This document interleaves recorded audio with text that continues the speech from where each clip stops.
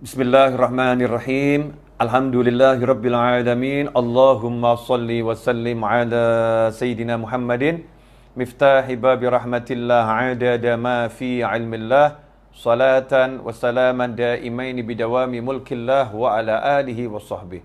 Allahumma shalli ala sayyidina Muhammadin salatan taftahu biha lana futuhal arifin wa tufaqihuna biha fid din wa ala alihi wa sahbihi. Assalamualaikum warahmatullahi wabarakatuh. Alhamdulillah kita dipertemukan di sebuah pertemuan yang mulia. Meskipun tidak ada yang menampung kita saat ini kecuali dunia maya, bukan berarti pertemuan kita tidak nyata. Pertemuan di jalan Allah Ta'ala itu yang dibutuhkan tempatnya adalah hati, ya, yang dibutuhkan adalah hati. Insya Allah kalau hatinya sudah bersatu, maka di situ turun rahmat dari Allah Subhanahu wa Ta'ala.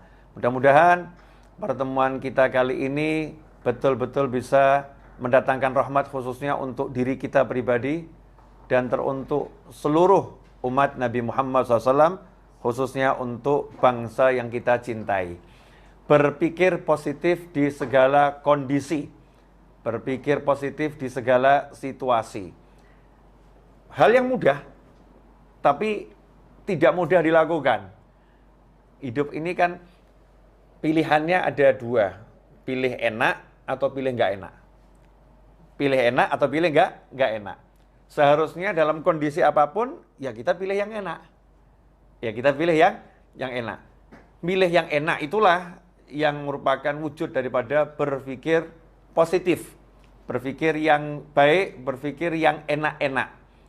Bagaimana implementasinya, penerapannya dalam kehidupan sehari-hari? Dalam Al-Quran sudah sangat banyak contoh bagaimana manusia harus berpikir positif di kondisi yang sesulit apapun. Ya, kondisi sesulit apapun, menghadapi tantangan model apapun. Saya akan ambilkan beberapa contoh insya Allah untuk kajian pada siang hari ini. Mudah-mudahan berkah untuk yang berbicara dan untuk yang mendengarkan serta melihat dimanapun dan kapanpun.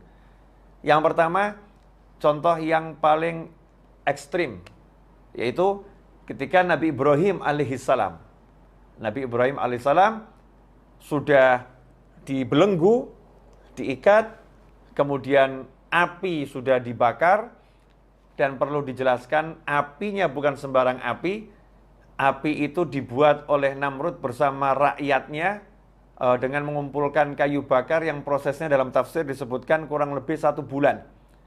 Kemudian tempat lapangan untuk menampung kayu bakar itu pun dibuat sedemikian rupa seperti tungku. Tanahnya digali, kayu bakarnya dikumpulkan, ditumpuk di situ, kemudian api dinyalakan. Hasilnya panasnya maksimal, sehingga mampu membakar burung yang terbang jarak 1 mil, 1,5 kilo di atas api tersebut. Burungnya akan terpanggang hidup-hidup. Nah, bayangkan Nabi Ibrahim alaihissalam nggak punya teman, nggak punya siapa-siapa, ya, diikat, akan dilemparkan dalam kobaran api yang luar biasa tersebut. Nalar manusia akan mengatakan nggak mungkin selamat, nggak mungkin menang melawan kondisi yang seperti ini. Sendiri terbelenggu. Tapi subhanallah, datanglah bantuan dari Allah Subhanahu wa Ta'ala. Bantuan itu lewat makhluk-makhluk Allah yang berdatangan, baik itu malaikat sampai pun kata, semuanya menawarkan bantuan kepada Nabi Ibrahim alaihissalam. Tapi saat itu Nabi Ibrahim alaihissalam pada puncak cinta yang luar biasa, sehingga Nabi Ibrahim mengatakan ilmuhu bihali kafani ansuali. Allah tahu keadaanku, biar Allah sendiri yang langsung ngurus aku nanti. Biar Allah yang langsung ngurus aku. Nah, ini jangan dicontoh loh ya. Ini tingkat cinta yang tinggi. Kita biar Allah yang ngurus kita, tapi kalau kesah terus. Nabi Ibrahim datangi malaikat Jibril alaihissalam. Saya akan tolong kamu. Maka Nabi Ibrahim mengatakan, Allah maha mengerti kondisi saya, biar Allah yang ngurus saya. Ya udah, kalau begitu kamu minta sama Allah. Ya itu karena Allah tahu saya nggak minta sama Allah. Ini yang boleh ngomong gini, yang memang kelasnya kelas Nabi Ibrahim alaihissalam. Kalau kita ini kelas orang-orang yang banyak keluh kesah nih, ya minta. Ya, nunjukkan kebutuhan yang luar biasa. Nabi Ibrahim alaihissalam kelasnya kelas manja, jatuh cinta berat pada Allah Subhanahu wa taala. Hasilnya apa? Beliau berpikir positif, ya akan ada pertolongan langsung dari Allah taala. Allah akan menyelamatkan dengan caranya Allah, yang saat itu tidak ada satu makhluk Allah pun, bahkan malaikat Jibril alaihissalam, ya, tidak pernah berpikir bahwasannya api itu akan menjadi penyelamat untuk Nabi Ibrahim alaihissalam. Karena sejak malaikat Jibril itu diciptakan, melihat api itu selalu membakar. Api itu membakar. Ya, api itu sifatnya membakar, nggak berubah. Tetapi hari itu Allah Subhanahu wa taala merubah. Ya narukuni bardan wa salaman ala Ibrahim. Hai api, kata Allah taala. Jadi Allah langsung bicara kepada sumber masalahnya. Masalahnya di mana? Kayu bakarnya? Bukan. Masalahnya di mana saat itu? Namrudnya? Bukan. Ini masalah yang paling urgent saat itu adalah api ini akan membakar Nabi Ibrahim alaihissalam. Maka nggak perlu dicarikan pemadam kebakaran, nggak perlu dicarikan tim untuk memadamkan, tapi langsung apinya diajak bicara oleh Allah Taala, diperintah oleh Allah Subhanahu Wa Taala. Ya narukuni bardan wa salaman ala Ibrahim. Hei api, jadilah kamu dingin. Nomor satu itu dulu. Api kamu dingin. Ya, tapi wasalama yang menyelamatkan, bukan sembarang dingin, bukan dingin yang membunuh, bukan dingin yang menyebabkan sakit. Bardaw wasalaman, dingin dan menyelamatkan, khusus untuk Ibrahim. Kayu kamu tetap membakar, burung terbang 1,5 mil tetap kamu bakar. Ibrahim alaihissalam, kamu harus jadikan dirimu khusus untuk Nabi Ibrahim, dingin dan menyelamatkan. Bagaimana api itu dalam satu kejadian menyentuh tubuh Nabi Ibrahim menjadi dingin dan menyelamatkan, menyentuh kayu di sekitarnya, membakar dan menghancurkan. Ini kuasa Allah Subhanahu wa taala. Ikhwani rahimakumullah, kita nggak bahas masalah kuasanya Allah, tapi kita bahas bagaimana pola pikir Nabi Ibrahim alaihissalam yang selalu optimis, berpikir positif di kondisi yang seberat itu. Kemudian kita beralih pada Nabi Musa alaihissalam. Nabi Musa alaihissalam ketika dihadapkan kejaran Fir'aun dan bala tentaranya yang luar biasa. Dan di hadapannya ada laut yang ganas, yang ombaknya dahsyat. Dan di sekitarnya ada kaumnya yang protes. Ya, kaumnya yang resah. Kaumnya yang gelisah. Bagaimana ini? Di sana ada laut. Di sana ada Fir'aun dan bala tentaranya. Nasib kita bagaimana? Hai Musa, bagaimana? Nabi Musa alaihissalam dengan santai mengatakan, Kalla inna ma'iya rabbi sayahdin. Kalla, gak mungkin kita akan celaka. Gak mungkin Fir'aun mampu mencelakai kita. Gak mungkin laut mampu menenggelamkan kita. Inna ma'iya rabbi sayahdin. Karena Allah bersamaku sayahdin. Nanti Allah akan beri aku petunjuk. Saat ngomong begitu Nabi Musa gak punya solusi. Gak punya solusi, tapi punya keyakinan. Punya pikiran yang positif, pasti Allah akan berikan jalan keluar. Pasti Allah akan berikan solusi. Hasilnya Allah berikan solusi yang di luar nalar. Seperti api tadi di luar nalar, maka solusinya juga di luar nalar. Apa ini? Masalahnya kalau lewat terus ada laut. Kapal nggak punya. Ini orang-orang nggak ahli renang, hidupnya di padang Sahara, nggak pernah belajar berenang. Ya. Senjata nggak ada. Mau ngelawan Fir'aun dan bala tentara, ini konyol. Nggak punya apa-apa ini. Mau terjun ke laut, juga sama konyol. Terus bagaimana? Allah Ta'ala jadikan lautnya itu jalan keluar. Allah Ta'ala jadikan lautnya itu solusi. Caranya bagaimana? Hei Musa, pukulkan tongkatmu itu ke laut. Kayu, biasa. Tapi di tangan orang yang beriman pada Allah Ta'ala, maka Allah perintahkan kepada laut ketika kena pukulan kayu, wahai laut, membelahlah engkau menjadi 2 bagian. Subhanallah, begitu kena pukulan kayu, maka laut itu membelah menjadi tebing yang luar biasa. Nabi Musa dan kaumnya melewati tebing air laut yang luar biasa tanpa rasa takut. La khaufun alaihim wa lahum yahzanun. Allah turunkan kepada mereka rasa tenang, nyaman, berjalan. Padahal ini gemuruh air luar biasa, dibendung oleh Allah Subhanahu wa ta'ala.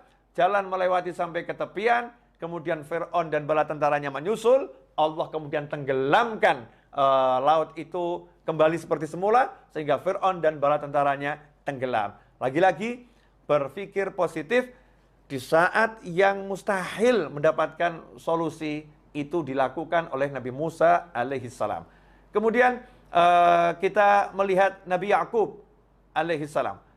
Nabi Yakub alaihissalam yang udah dikasih tahu bahwasannya Nabi Yusuf alaihissalam sudah dibunuh oleh serigala, diterkam oleh serigala. Ini darahnya, ini pakaiannya. Nabi Yakub mengatakan, nanti ya putraku akan dikembalikan semua kepadaku. Selalu yakin kalau Nabi Yusuf masih hidup. Jasadnya nggak ada, aku nggak ketemukan jasadnya. Berpikir positif, Nabi Yusuf masih hidup. Tentunya dilandasi dengan ilmu dari Allah Subhanahu wa Ta'ala.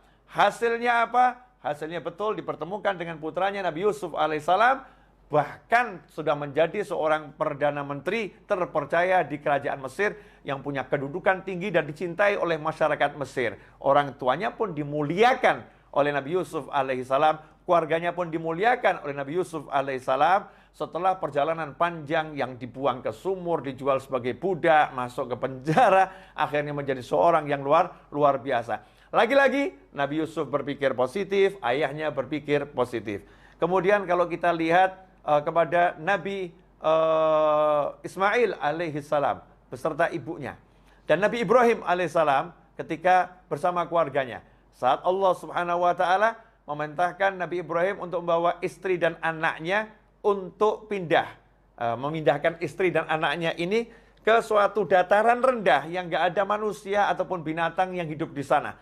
Yang panasnya tinggi, nggak ada air, yang adanya cuma padang pasir dan gunung bebatuan. Maka saat itu Nabi Ibrahim alaihissalam meninggalkan istri dan anaknya dengan pikiran positif yang luar biasa. Sementara sang istri yang ditinggal pun pikirannya positifnya luar biasa, mengatakan pada suaminya, kalau Allah yang memerintahkan kamu untuk meninggalkan kami di sini, maka pulanglah dengan tenang, dengan nyaman, lanjutkan perjalananmu. Maka suaminya pulang ke istri yang lain, ya. Sementara istrinya bersama anak di padang Sahara yang mematikan saat itu, Nabi Ibrahim pun naik ke atas gunung, kemudian melihat ke arah istri dan anaknya, angkat tangan dengan doa yang diabadikan dalam Al-Quran, doa yang tidak logis, ya, doa yang nggak masuk akal, karena doa itu tak membutuhkan akal, doa itu membutuhkan iman, dan kalau udah bicara tentang iman, maka semua perbuatan Allah itu melampaui logika manusia manapun, melampaui logika siapapun, karena Allah berbuat dengan kehendaknya, dengan kemahamampuannya, dengan kemahabisaannya, bukan dengan asbab yang ada pada kita.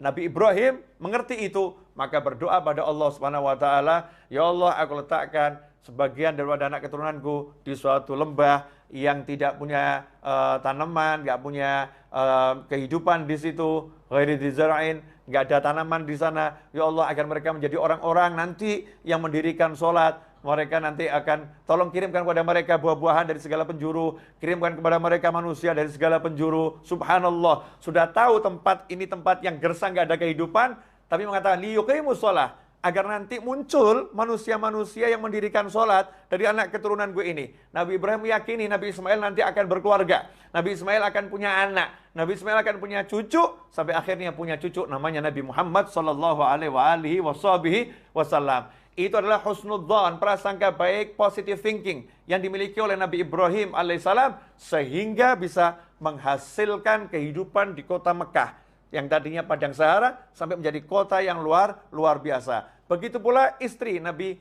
Ibrahim, ibu Nabi Ismail alaihi wassalam.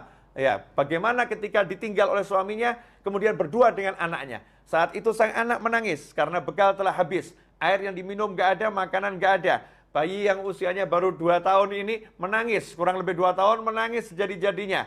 Maka sang ibu pun tidak berpikir negatif, berpikir positif. Cari tempat yang tinggi, dan tempat yang tinggi adalah Bukit Sofa dan Bukit Marwah. Kenapa cari tempat yang tinggi? Untuk melihat sekitar, ada nggak manusia yang bisa dimintai pertolongan. Siapa tahu ada musafir yang lewat, yang bisa dimintai pertolongan. Maka lari ke Bukit Sofa.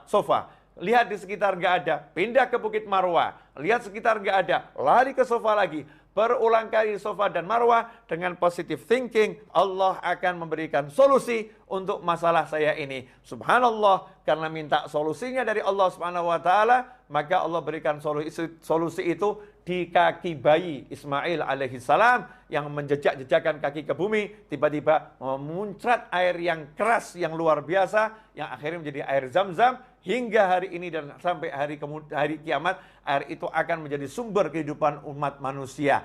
Ini karena positive thinking dari ibunya Nabi Ismail alaihissalam. Kemudian kita lihat Nabi Ismail alaihissalam ketika akan disembelih, ya, perintah menyembelih Nabi Ismail alaihissalam. Dengan santai dan positive thinking mengatakan kepada ayahnya kondisi yang seperti itu, ya abatif alma tu'mar, wahai ayahku, lakukan yang diperintahkan kepadamu. Satajidu ini insyaallah minas sabirin. Insyaallah engkau akan dapati aku termasuk orang-orang yang sabar menghadapi masalah ini. Apa yang terjadi? Allah Ta'ala jadikan leher Nabi Ismail tidak bisa disentuh oleh pisau, ya. Pisau yang tajam nggak bisa menyentuh leher Nabi Ismail. Leher itu menjadi seperti baja yang luar biasa. Kemudian Allah katakan pada Nabi Ibrahim alaihissalam, engkau telah melaksanakan arti mimpimu, maka sekarang kami datangkan domba dari surga sebagai ganti untuk Nabi Ismail alaihissalam. Maka saat itulah diganti domba yang disembelih. Nabi Ismail pun selamat karena positive thinking dari ayah, positive thinking dari anak menghasilkan sesuatu yang luar biasa. Ikhwani rahimakumullah. Kalau kita dihadapi satu masalah, kemudian kita itu menyerah dengan masalah, berarti kita seperti manusia yang nggak punya Tuhan. Manusia nggak punya Allah subhanahu wa ta'ala. Jangan pernah menyerah menghadapi kehidupan model apapun dan model bagaimanapun. Karena yang menguasai hidup ini bukan makhluk. Yang menguasai hidup ini bukan ciptaan. Tapi hidup ini dikuasai oleh yang maha mencipta, yaitu Allah subhanahu wa ta'ala. Semuanya adalah makhluk Allah dan semuanya adalah ciptaan Allah ta'ala. Maka apapun kondisinya, apapun masalahnya, kita berpikir positif, Allah akan berikan solusi. Allah akan berikan jalan keluar. Bagaimana caranya? Allah telah menjelaskan, "Wa may yattaqillaha yaj'al lahu makhrajan wa yarzuqhu min haitsu la yahtasib." Siapa yang bertakwa pada Allah, "Wa may yattaqillaha yaj'al lahu makhraja." Allah akan selalu memberikan solusi. Allah akan selalu memberikan jalan keluar. "Wa yarzuqhu min haitsu la yahtasib." Bahkan Allah menambahin, bukan cuma solusi jalan keluar, dan Allah akan senantiasa selalu terus-menerus memberikan rezeki dari arah yang nggak pernah dia nalar, dari arah yang nggak pernah bisa dia perhitungkan, dari arah yang nggak pernah dia sangka. Rezeki Allah sifatnya surprise untuk dia, kejutan yang menyenangkan untuknya. Karena apa? Karena takwa pada Allah Ta'ala, melaksanakan perintah Allah, menjauhi larangan Allah. Itulah cara agar kita bisa berpikir positif. Ya, berpikir positif artinya apapun masalahnya, kita jadikan takwa sebagai kendaraan. Takwa sebagai sumber solusi dari langit. Takwa sebagai sumber pertolongan dari Allah subhanahu wa ta'ala. Sayangnya, saat ada masalah, justru kita mengandalkan yang namanya makhluk. Dan kita lupa pada sang Khalik, yaitu Allah Ta'ala. Kita jauh dari yang namanya ketaatan.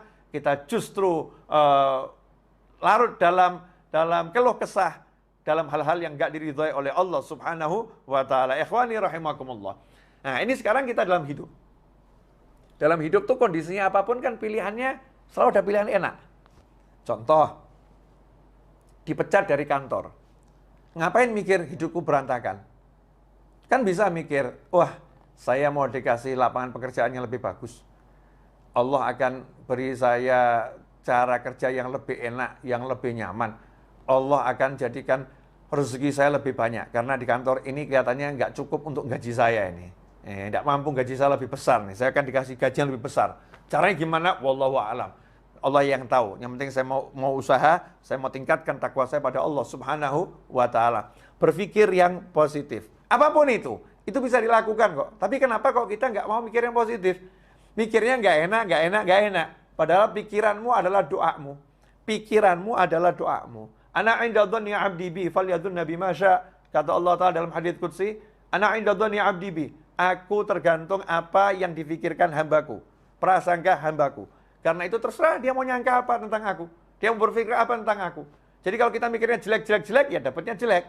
Kalau mikirnya bagus, ya insya Allah dapatnya bagus. Nah, modal mikir aja kok takut. Seperti ada orang nggak punya duit, nganggur. Saya nanya sama orang tersebut, Mas, mau nggak beli rumah yang mewah? Jawabannya, mau beli beras aja nggak bisa kok, Bib. Ngapain mikir beli rumah yang mewah? Ini salah. Kenapa? Karena dia telah membatasi kemampuan Allah memberikan rezeki dengan kemampuan usahanya. Saya nggak mampu usaha, jadi Allah nggak bisa ngasih saya rezeki. Masya Allah. Jadi Tuhannya usaha ya? Tuhannya usaha, bukan Allah Ta'ala. Seharusnya bagaimana? Sadar dengan kenyataan, memang nggak punya uang, memang nggak punya kerjaan, lagi nganggur. Tapi kalau ada tawaran, Mas, mau enggak punya rumah yang mewah? Jawab saja, mau, insya Allah, doakan. Ya, semoga Allah kasih saya kemampuan, Allah beri saya kemudahan. Tidak ada yang mustahil. Tapi kenapa mikir yang positif aja berat? Karena tauhidnya lemah. Karena yakinnya sama Allah lemah. Ma'rifatullahnya lemah. Gak paham siapa Tuhannya. Gak paham siapa Allahnya. Gak paham bagaimana kemampuan Tuhannya. Dan gak paham kalau dirinya gak mampu apa-apa. Dan yang lain juga gak mampu. Yang mampu hanya satu. La ilaha illallah. Muhammad Rasulullah SAW. Karena itu dikatakan dalam surat Al-Ikhlas. Qul huwallahu ahad. Allahus samad. Katakan, hanya Allah yang Maha Esa. Katakan bahwasanya hanya Allah tempat bergantungnya segala sesuatu. Gak ada yang lain. Hanya Allah, dan hanya Allah. Ikhwani rahimakumullah. Nah, ini beberapa yang sudah saya paparkan ini insya Allah menjadi masukan yang manfaat buat saya khususnya dan pemirsa dimanapun Anda berada. Jazakumullah khairan. Saya minta maaf atas segala kekurangan. Mudah-mudahan berkah manfaat. Wassalamualaikum warahmatullahi wabarakatuh.